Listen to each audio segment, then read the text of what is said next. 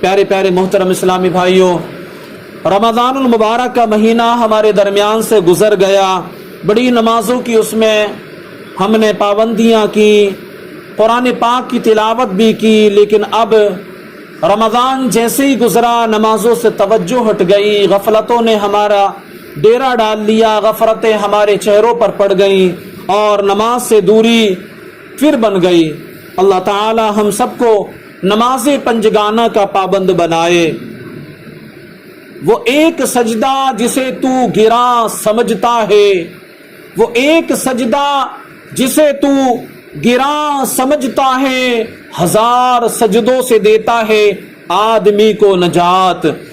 بلا شبہ اللہ رسول صلی اللہ علیہ وسلم پر ایمان لانے اور اہل سنت والجماعت کے مسلک کے مطابق اپنے عقائد درست کر لینے کے بعد تمام عبادات میں افضل ترین اور تمام فرائض میں اہم ترین نماز ہے، اور نماز ہی کے ذریعے بندہ اپنے رب سے سب سے زیادہ قریب ہوتا ہے، جیسا کہ ارشاد رسالت مآب ہے، اقرب ما یکون العبد من ربہ وہو ساجد۔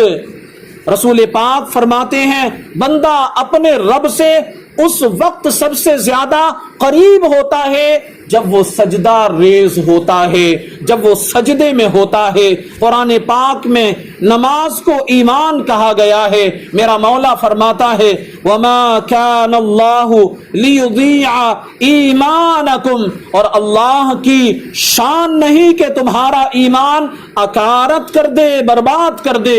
جلالین شریف میں فرمایا اَيُّ صَلَاتِكُمْ، ایمان سے یہاں مراد نماز ہے، اور تفسیر مدارک شریف میں ہے سم الصلاۃ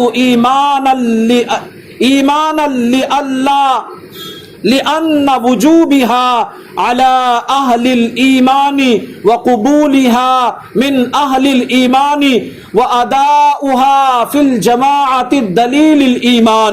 نماز کا نام ایمان اس لیے رکھا گیا کہ یہ ایمان والوں پر فرض ہے اور اہل ایمان ہی سے قبول بھی کی جاتی ہے۔ بغیر ایمان اگر کوئی نماز پڑھے تو ہرگز قبول نہیں، اور اس کو جماعت کے ساتھ ادا کرنا یہ ایمان کی دلیل ہے۔ اور حدیث پاک میں آیا کہ بندے اور کفر کے درمیان فرق کرنے والی چیز نماز ہی ہے۔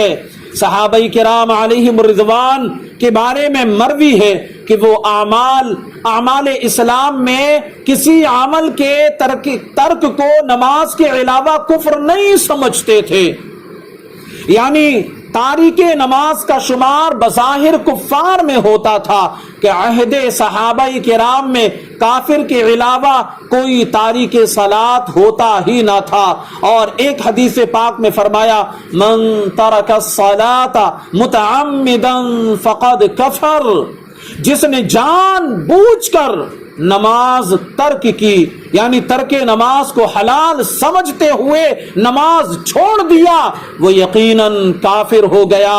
اور اس حدیث کا ترجمہ یوں بھی کیا گیا ہے کہ جس نے قصداً بے عذر نماز چھوڑ دی وہ واقعی کفر کے قریب ہو گیا۔ اور بعض ائمہ کرام نے تو اس حدیث کے ظاہر معنی پر حکم لگایا ہے جو بہت سخت ہے، لرزہ دینے والا ہے۔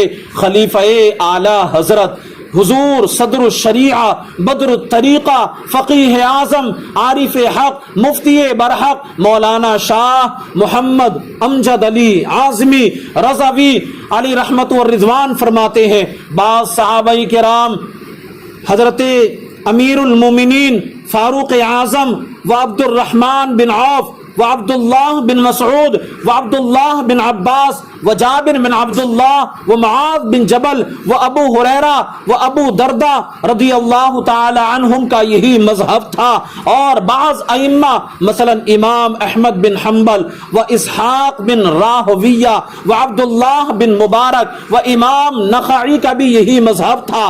اگرچہ ہمارے امام اعظم اور دیگر ائمہ نیز بہت سارے صحابہ کرام اس کی تکفیر نہیں کرتے، یعنی تارک نماز کو کافر نہیں کہتے۔ پھر بھی یہ کیا تھوڑی بات ہے کہ ان جلیل القدر حضرات کے نزدیک ایسا شخص کافر ہے جو نماز کو جان بوجھ کر کے چھوڑتا ہے۔